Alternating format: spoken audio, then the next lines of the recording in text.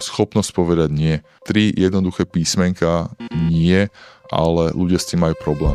Pretože si myslia, že nemôžem ísť za šéfom a nemôžem mu toto povedať. Nemôžem sa postaviť za seba, lebo ma vyhodia. Lebo. A to sú zase len tie fixné vzorce. A poviem reálne skúsenosti. A hlavná účtovníčka nejakej firmy robila prácu po večeroch, lebo mala toho strašne veľa. Šéf jej stále nakladal nové a nové šanóny. A čo by sa stalo, ak by si prišla za šéfom a povedala mu, že ale môj pracovný úväzok je 8 hodín, čo chceš, aby som ja robila počas tých 8 hodín? Šéf proste bol, že OK, zaskočený bol a povedal, vieš čo, Zuzka, sprav toto a tie ostatné šanóny na to sa vyser.